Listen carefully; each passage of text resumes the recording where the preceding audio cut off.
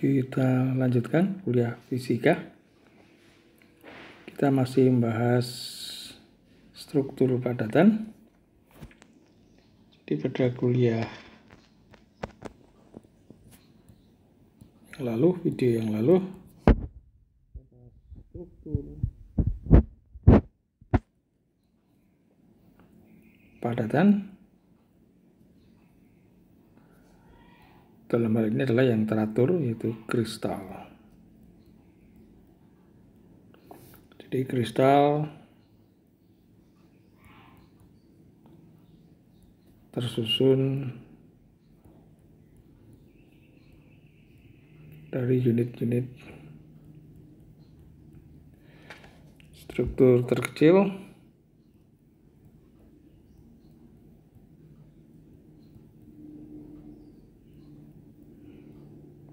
yang bergandengan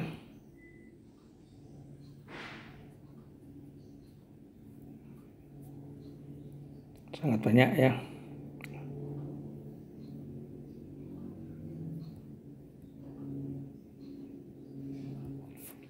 Nah, struktur terkecil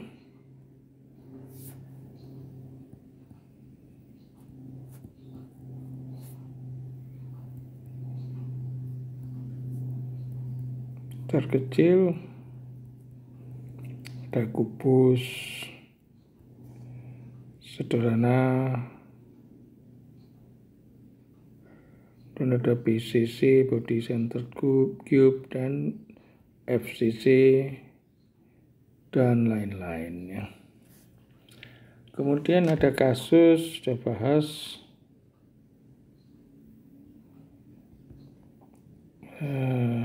estimasi atau prediksi ya.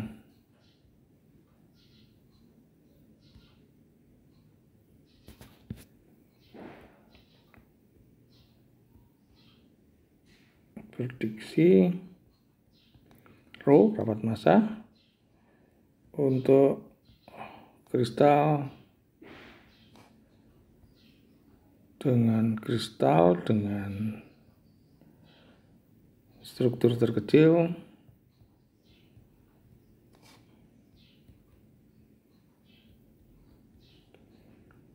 berbentuk kubus sederhana. Sekarang kita lanjutkan. Kalau kita kasus berikutnya, bagaimana kalau estimasi rapat massa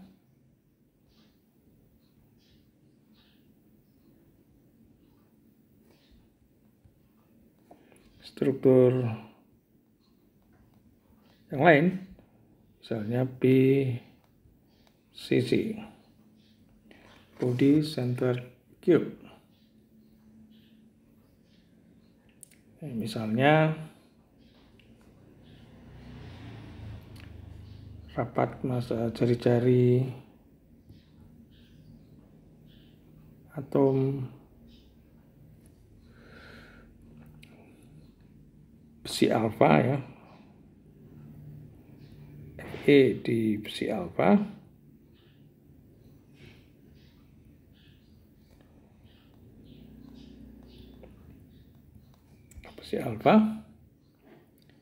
R sama dengan 126 pikometer atau sama dengan 1,26 10⁻⁸ cm.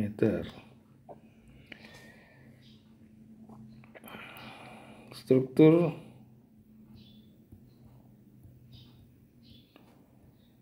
terkecil berupa BCC. Lalu berat atom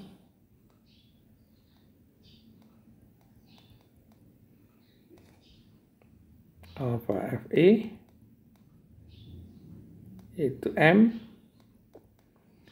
adalah 55,845 gram per centimeter kubik. 55,845 gram per centimeter kubik. Rapat masanya, nah kita ingin BCC R-nya jari-jari atom 1,2610⁸ cm, strukturnya BCC, berat molekulnya atau berat atomnya 55,845 gram per cm kubik. Ingin diprediksi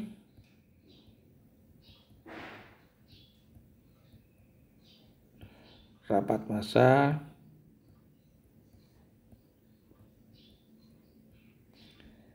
besi alfa Fe ya. Ini pura-pura nggak tahu ya, karena kita sebenarnya di eksperimen ada itu diukur. Nanti kita bandingkan prediksi kita dengan teori ini, kira-kira cukup dekat atau tidak.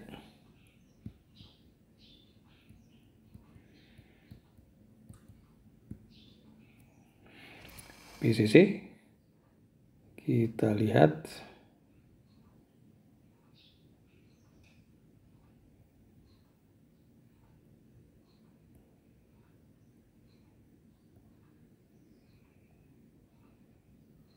ini terkecilnya seperti ini. Maaf, ini gambarnya kurang bagus.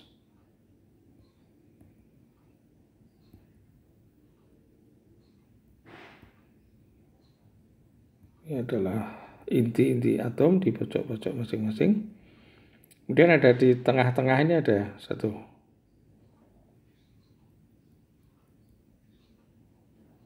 Nah, ini A, B, C, D, E, F, G, H. Ini titik I misalnya. Ini adalah tengah-tengah HB ya.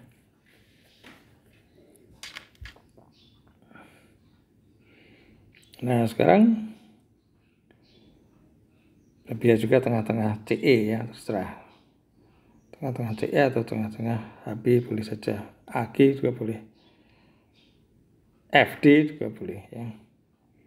Ini sisinya A.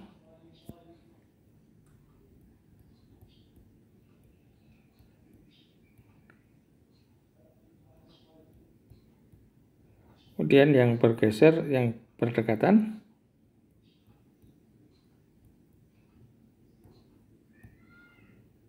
yang bersinggungan,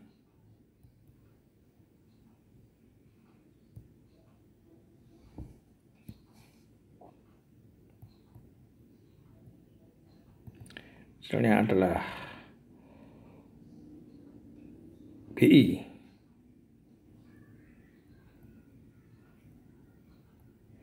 Kemudian HI. Kemudian GI ya.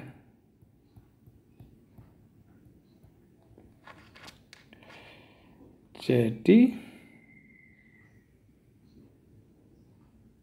BI itu berapa? Setengah kali berapa?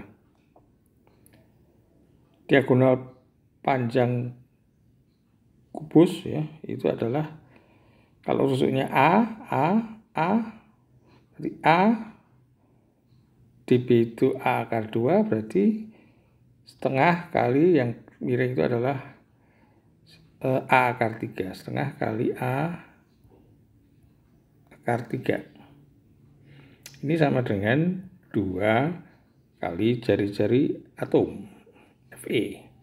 Jadi bisa kita hitung A berapa ini? 4 per akar 3 A sama dengan 4 per akar 3 R. Jadi volume 1 kubus sama dengan A pangkat 3.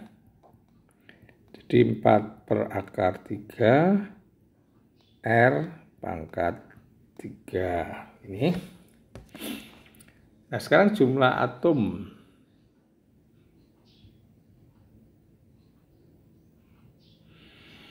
dalam 1 kubus berapa?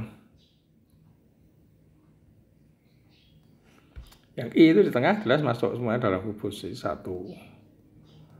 Plus di pojok-pojok ada 8 atom, masing-masing yang berada dalam kubus adalah 1/8-nya. Jadi 8 kali 1/8. Hasilnya adalah 2 atom per kubus. 2 atom per kubus ya. Jadi jumlah atom dalam 1 kubus 2 atom per kubus. Nah, sekarang kita hitung. Di basis 1 mol misalnya.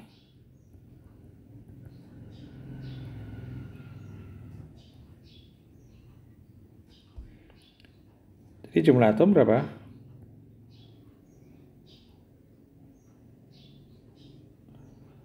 Tiap atau dalam 1 mol ya.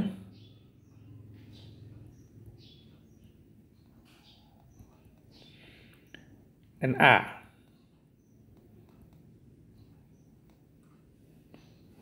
molekul atau atom ya. Na atom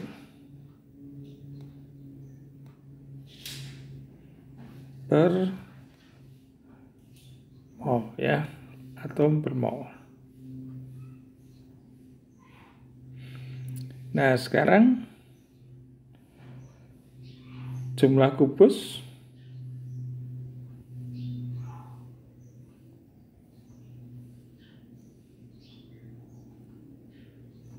dalam 1 mol berapa? 1 molnya Na atom per mol. Nah, 1 kubus isinya berapa? 2 atom. Jadi harus kali 2 atom per kubus. Jadi berapa? Na per 2 kubus mol. Ya, Na per 2 kubus per mol. Jadi volume 1 mol berapa?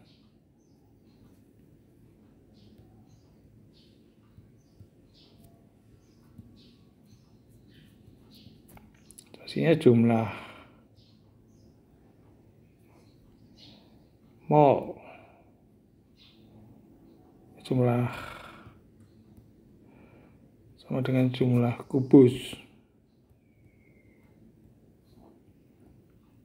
tiap mol dikalikan volume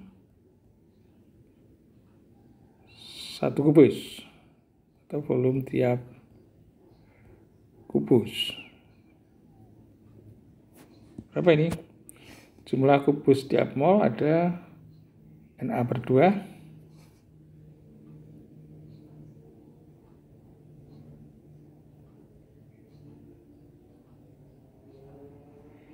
kali volume tiap kubus. Volume tiap kubus adalah 4 per akar 3 R pangkat 3.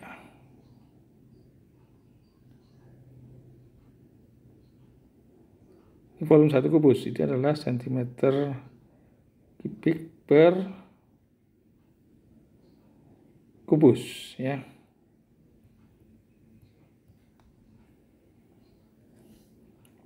Betul gitu.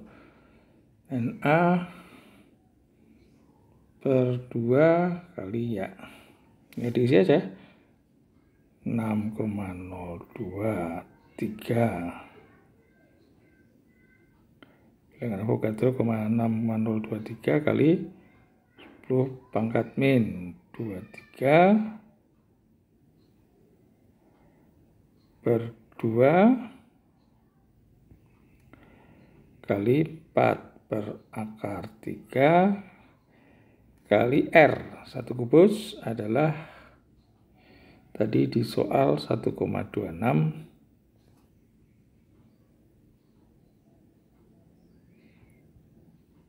10 pangkat min 8. Ini pangkat 3. Ini ketemunya apa? Sentimeter kubik.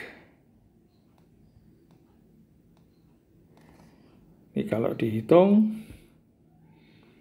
sentimeter kubik per molnya, sentimeter kubik per mol, tinggal dihitung saja, hasilnya adalah sentimeter kubik per molnya, hasilnya kalau tinggal dikalikan saja itu adalah 7,418 sentimeter kubik per mol.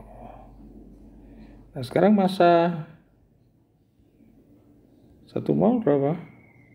Sama dengan PM-nya tadi, atau berat atomnya tadi. Berat atomnya adalah 55,845 gram per mol. Ini adalah PM tadi. Atau berat atom ya, berat atom dari Fe tadi. Jadi rapat massanya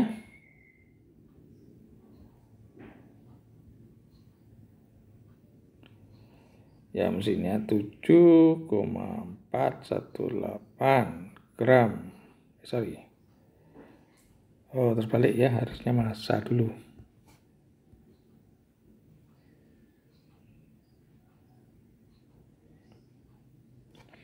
Harusnya 55,845 gram per mol dibagi volumenya. Volume 1 mol adalah 7,418 sentimeter kubik mol.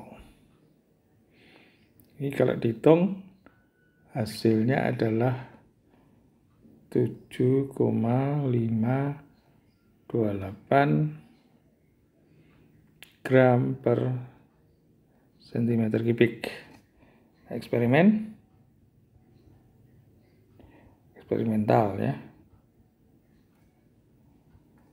adalah dari pengukuran itu 7,874 gram per sentimeter kubik. Jadi errornya itu kalau saudara bandingkan 7,529 dengan 7,874 itu adalah sekitar 4,39%. Hasil untuk engineering bagus nggak nih? Ya cukup bagus ya. Engineering itu kadang-kadang ralatnya 10% ya, 15%. Dan kalau kita ngerancang peralatan pabrik itu biasanya over design ya. Reaktor 100 meter kubik, kita jangan buat 100 meter kubik, tapi tambah 20%, misalnya over design 20%. Jadi 100 meter kubik butuhnya, kita beri 120 meter kubik volume reaktornya. Jadi kalau hanya error 4,39 ini masih sangat bermanfaat untuk hitungan teknis. Jadi istilahnya bukan benar atau salah, tapi bermanfaat atau tidak ya. Hasil hitungan yang cukup bermanfaat untuk prediksi. Jadi ya itu hasilnya. Kenapa tidak persis eksperimen? Karena memang itu sebenarnya tidak hanya murni besi itu. Kalau kita punya besi alfa itu sebenarnya kan ada karbonnya sedikit dan sebagainya. Dan sebagainya itu mungkin dulu ada error dan sebagainya. Oke, demikian adalah contoh untuk BCC. Nah, untuk latihan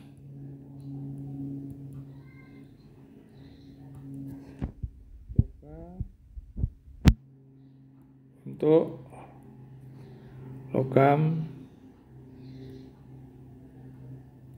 Cu. Ini bentuknya adalah FCC.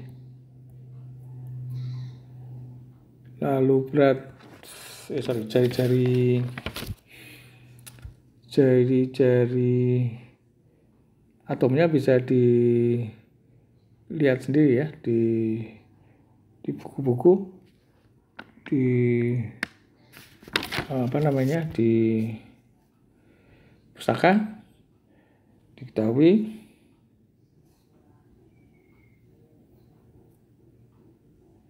FCC ya.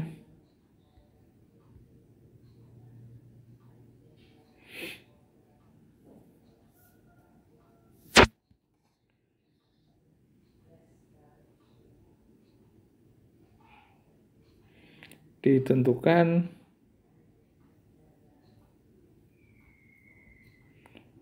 R jari-jari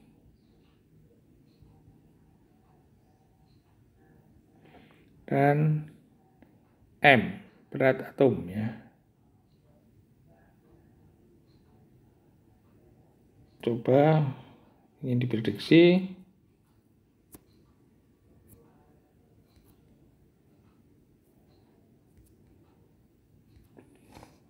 rapat massa Cu bandingkan hasil dengan data eksperimen ya, ada di pustaka.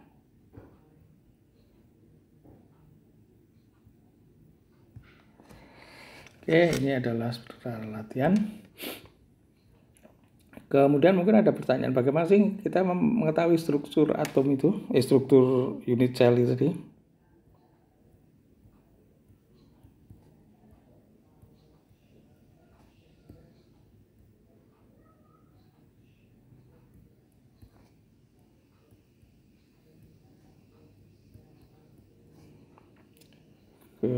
Struktur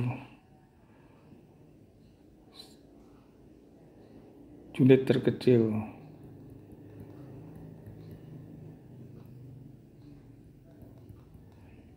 kristal yang berulang tadi, misalnya kubus sana BCC, FCC. Nah, itu dengan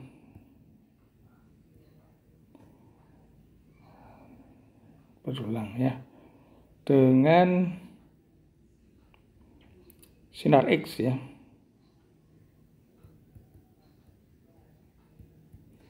panjang gelombang tertentu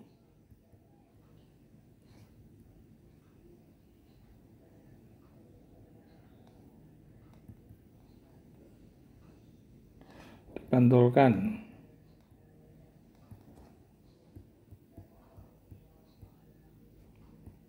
ke permukaan kristal, dapat diperkirakan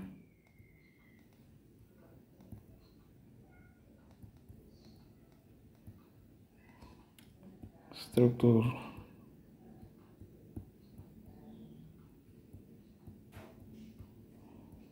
kristal.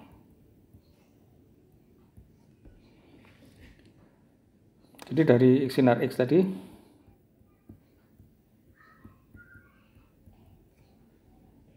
pantulan ya,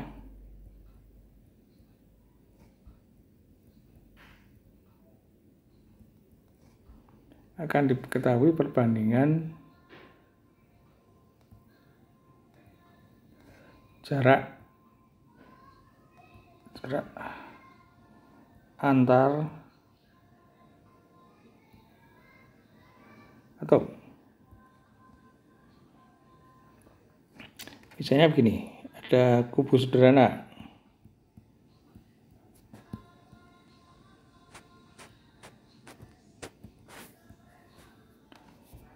Misalnya kita punya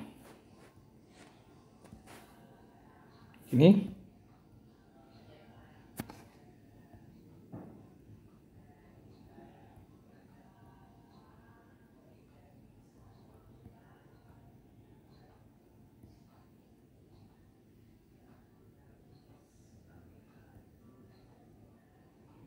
Ini A, B, C, D, E, F, G, H. Maksudnya A. Jarak terpendek antar atom berapa? Jarak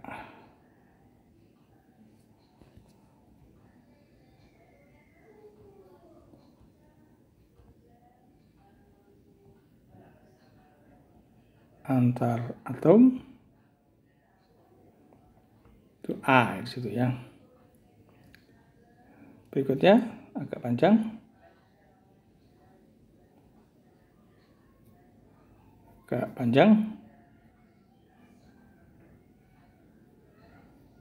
Itu adalah antara atom yang di B. Tadi kan jarak terpendek itu A dan B, B dan C, B dan F, C dan G dan seterusnya. Lalu agak panjang itu antara apa? B dan E misalnya. Bisa juga BG. Ini berapa? A akar 2. Agak panjang lagi.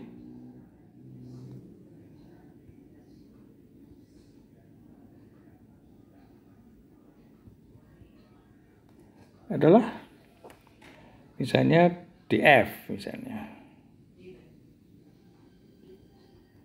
CE. Sama dengan berapa ini? A. Jadi kalau diperoleh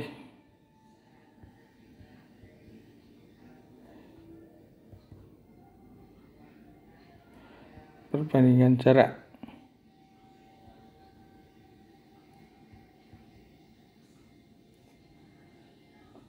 antar atom 1 atau A akar 2 atau A banding A akar 2 banding A akar 3 atau 1 banding akar 2 banding akar 3, maka kita bisa simpulkan adalah kubus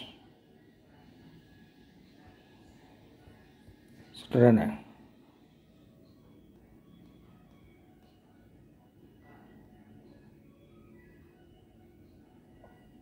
Sederhana ya. Kalau kita perlu perbandingan jarak. Ini 1 banding akar 2 itu 1,4142 banding akar 3 itu 1,7321. Nah, ini adalah struktur kubus sederhana. Misalnya lagi kita mencari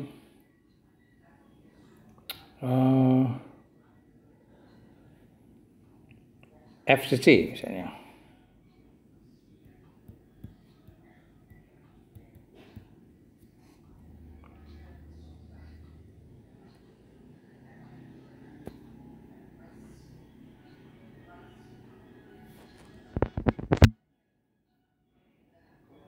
Supaya gambarnya nggak ruwet, mungkin kita BCC saja.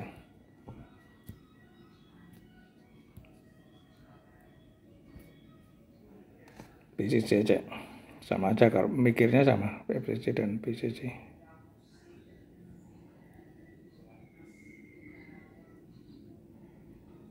Misalnya BCC.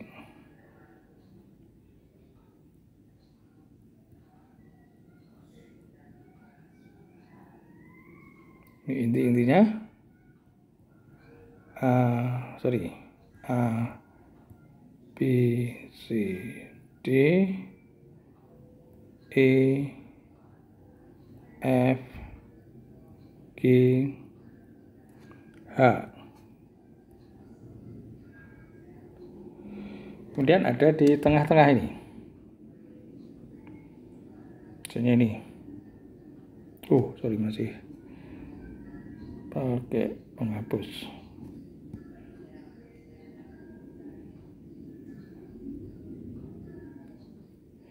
Ini misalnya PCC, CE itu misalnya di tengah-tengahnya ada.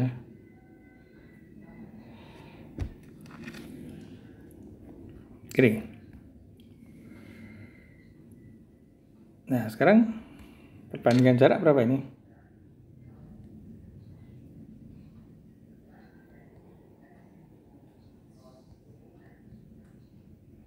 Antar atom. Yang paling pendek itu adalah ini CI misalnya. Ini tengah-tengah itu adalah I. CI.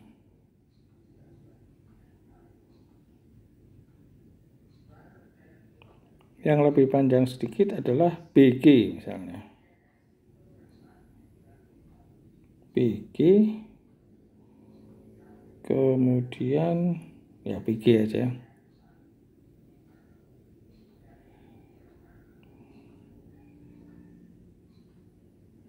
Kemudian BD.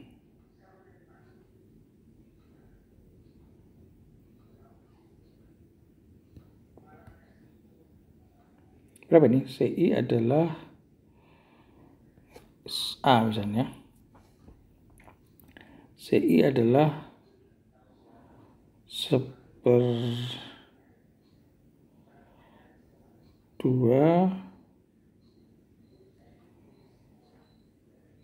akar 3. Betul? Akar 3 sepertiga, 2 akar 3. BG adalah terbalik ya. CI BC dulu ya.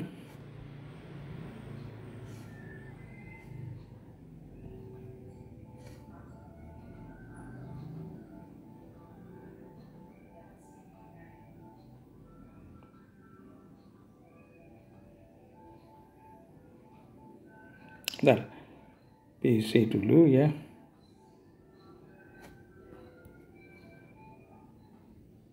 Mungkin terbalik, nanti kita cek aja. BC, kemudian ada yang lebih jauh lagi yaitu BG. BI adalah CI adalah setengah kali akar 3.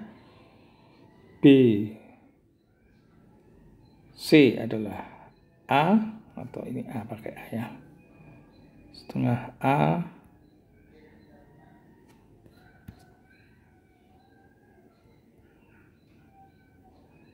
banding BC adalah A, lalu BG adalah A akar 2 atau setengah akar 3 banding 1 banding akar 2. Setengah akar 3 adalah akar 3 itu saya hitungnya 1,7321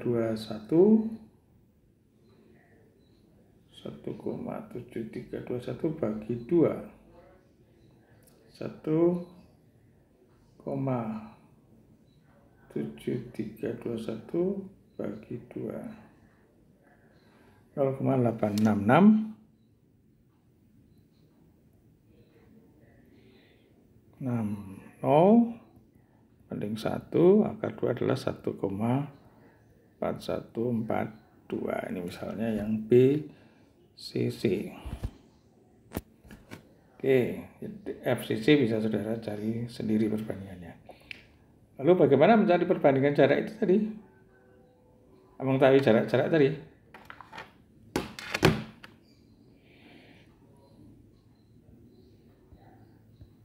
FCC, coba sendiri.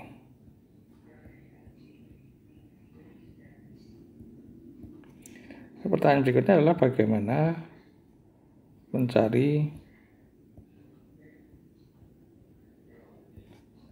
jarak-jarak tadi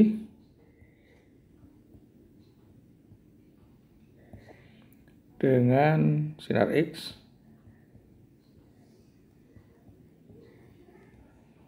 Nah, misalnya kita kristal begini. Ini intinya, inti kristal. Kita buat lebih panjang saja.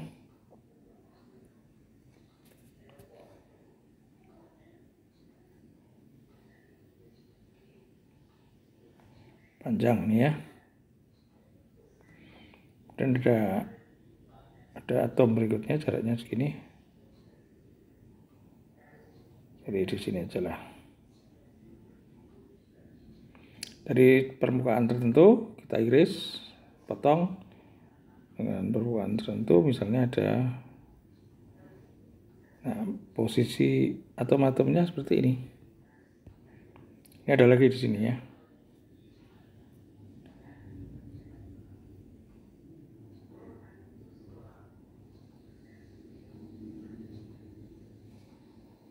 Dan seterusnya ini. Terus gitu ya. Sekarang kita datangkan sinar. Ini inti atom.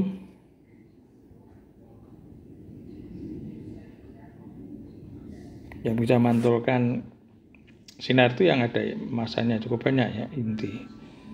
Dan sinar datang ke sana. Nabrak ini sinar X ya.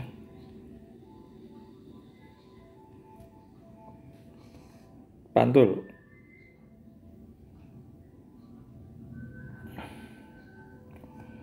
Ada yang nabrak sini.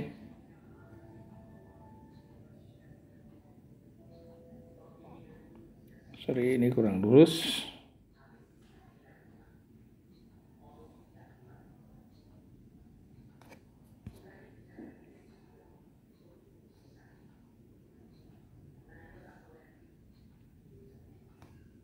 Ini sejajar ya. Anggap saja ini sejajar. Ini mantul di sini, ini mantul yang atas itu mantul oleh atom di atasnya, bawah ini mantul atom di bawahnya. Sinarnya tadinya sejajar ya. Sinar itu sejajar. Dibuat sejajarnya. Nah, kemudian kalau yang ini yang di atas itu sampai ini langsung belok. Kalau yang di bawah ini belum, masih harus masuk lagi ke atom berikutnya dan baru mental. Jadi menempuh lintasan lebih panjang, jadi fasenya ketinggalan. Ini sinar 1, ini sinar 2. Lintasan sinar 2 lebih panjang dari lintasan sinar 1. Misalnya jarak antar atom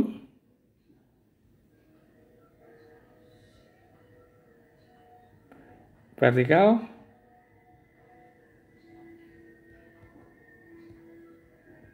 delta. Jadi ini delta ini.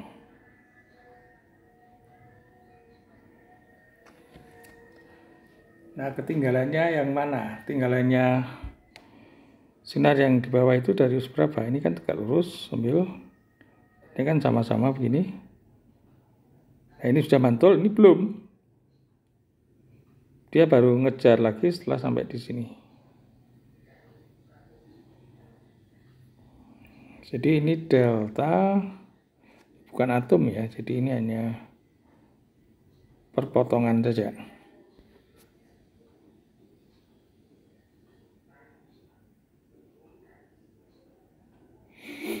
Jadi ini delta, kemudian sudutnya ini misalnya theta, delta itu di sini ya, panjang itu ya.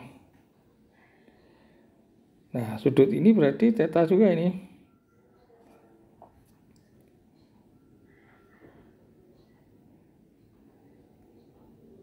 Ini juga theta. Coba buktikan dengan geometri ya, ingat ini 90 derajat. Ini 90 derajat.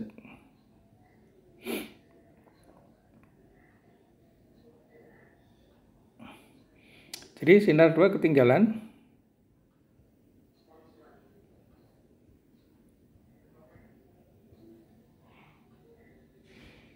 sejauh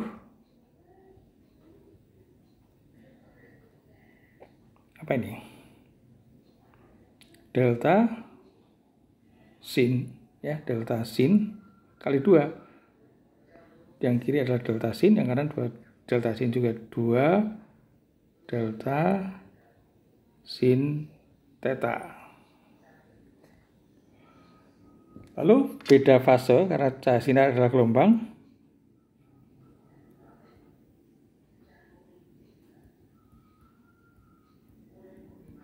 Sinar X adalah gelombang. Jadi ketinggalan jaraknya 2 delta sin theta. Lalu ketinggalan fasanya berapa? Fase ingat di teori getaran, pas naik turun, nah itu ketinggalan fasanya itu. Ketinggalan fasanya berapa? 2 delta, ketinggalan jaraknya dibagi panjang gelombangnya. Ini adalah panjang gelombang.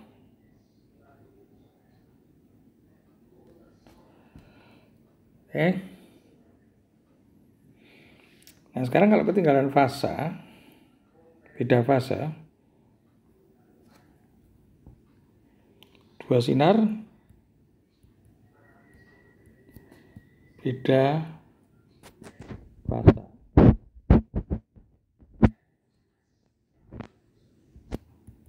Kalau beda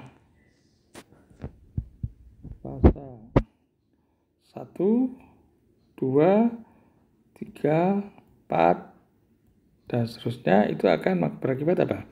Sama jangan nggak beda fase, karena ketinggalan pas 1 periode berarti insya Allah nggak ketinggalan, jadi memperkuat, jadi saling memperkuat.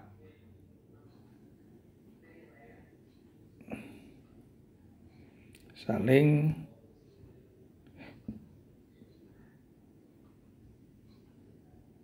memperkuat ya.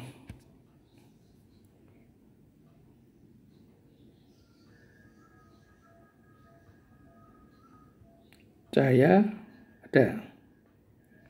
ada cahaya pantul. Kalau beda fase setengah,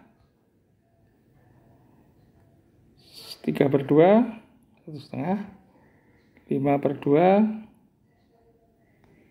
dan seterusnya, saling menghilangkan.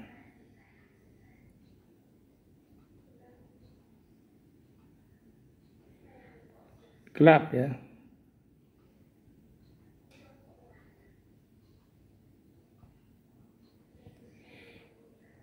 atau gelap ya, ada cahaya atau gelap. Jadi kalau beda fase tadi 1, kalau pas beda fasenya ini 1 nur kuat, kalau setengah jadi 2 delta sin theta per lambda. 1, 2, 3 ada cahaya pantul. Kalau ini sama dengan apa itu? N lambda. Atau 2 delta sin theta setengah 3/2, 5/2, dan seterusnya. Gelap, pantulannya gelap. Ini adalah kalau terjadi apa? N per N-1/2 ya, atau N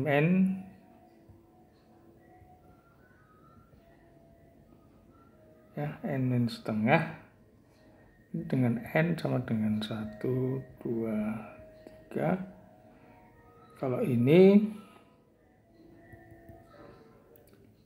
N setengah dengan catatan N-nya 1, 2, 3, dan seterusnya ya. Ini gelap. Jadi dengan mengubah theta dengan lambda tertentu,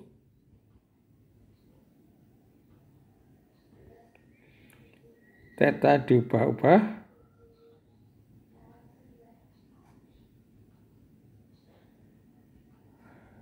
dan dicari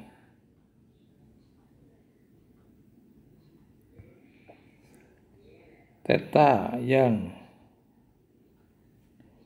memberikan gelap cahaya atau tidak gelap ya,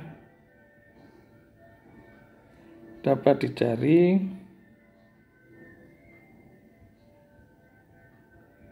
delta jarak tadi. Jadi kalau 2 delta sin per lambda sama dengan N ya, N-nya 1, 2, 3, jadi apa? Delta ini adalah atau gelap ini ya, gelapnya, terang ya. Maka kita bisa menyimpulkan kalau pas sudut sekian-sekian itu terang, maka kita bisa menyimpulkan deltanya bisa dicari.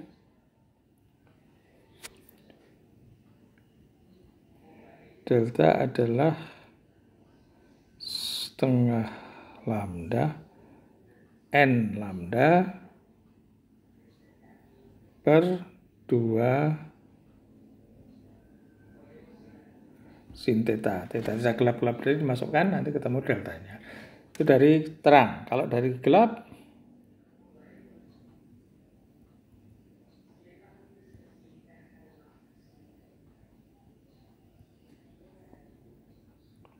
N min setengah. Ini adalah kalau terjadi gelap, maka kita bisa simpulkan deltanya. Harus dicek, dicoba pakai, lihat garis geraknya, terangnya, nanti ketemu deltanya. Jadi N min setengah lambda per 2 sin theta, di mana n-nya adalah sama dengan 1, 2, 3. Ini n-nya juga sama dengan 1, 2, 3. Ya, kita bisa tahu delta. Lalu dicari permukaan lain, sudut kristal yang lain, kita diperoleh deltanya. Nah, dengan melihat perbandingan tadi seperti di rumus yang tadi, kalau melihat perbandingan tadi kita bisa tahu, oh ini BCC, ini tahu FCC, ini kubus sederhana, dan seterusnya. Ini cerita sedikit mengenai bagaimana analisis tadi. Jadi kita coba cari permukaan kristal tertentu, kita pakai di sinar X yang pantulannya gelap, dicatat sudutnya berapa saja, yang pantulannya terang, dicatat sudutnya berapa saja, kita akan mengetahui delta. Lalu dari permukaan yang arah lain, itu adalah jarak atom yang lain, maka akan diperoleh perbandingan delta, perbandingan jarak tadi, entah ini masuk FCC, apa BCC, atau kubus sederhana, atau yang lain, rombis misalnya. Kristal itu banyak sekali, rombis, ada tetragonal, dan sebagainya, banyak sekali. Nah, ini demikian mengenai sifat korelasi sifat mikroskopik dan makroskopis. Kita bisa mengukurnya, kemudian kita bisa pakai untuk meramal sifat-sifat makroskopik yang dibutuhkan dalam perancangan pabrik kimia, ya. Tekanan uap, lalu ada tadi rapat massa, ada viskositas, dan sebagainya. Itu ada teori-teori yang menghubungkan sifat-sifat tersebut dengan sifat-sifat mikroskopis bahannya. Nah, itu sangat bermanfaat untuk teknik kimia. Oke, kita akhiri dulu kuliah struktur padatan ini. Terima kasih.